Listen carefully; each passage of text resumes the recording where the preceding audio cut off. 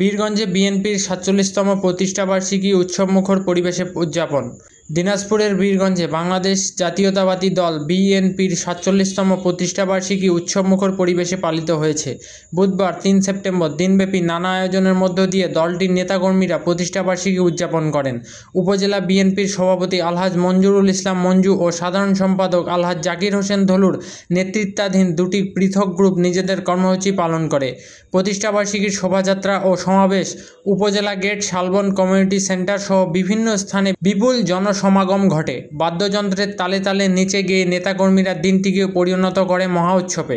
দলীয় মনোনয়ন প্রত্যাশী আলহাজ মঞ্জুরুল ইসলাম মঞ্জুর সঙ্গে অংশ নেন পৌর বিএনপির সভাপতি আলহাজ আমিরুল বাহার, যুবদলের সদস্য সচিব তানভীর চৌধুরী, মনিরুল ইসলাম চৌধুরী সেনা, Shawkat Julius Jewel, UP chairman Anisur Rahman Anis সহ শতাধিক নেতাকর্মী।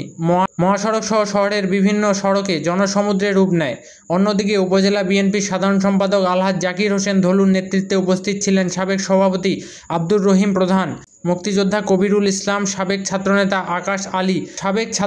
আক্কাস আলী, আসাদুল ইসলাম দুলাল, সাবেক কাউন্সিলর ও প্যানেল মেয়র মেহেদী হাসান, স্বেচ্ছাসেবক দলের সদস্য সচিব সুজন আলী সহ বিপুল সংখ্যক নেতাকর্মী।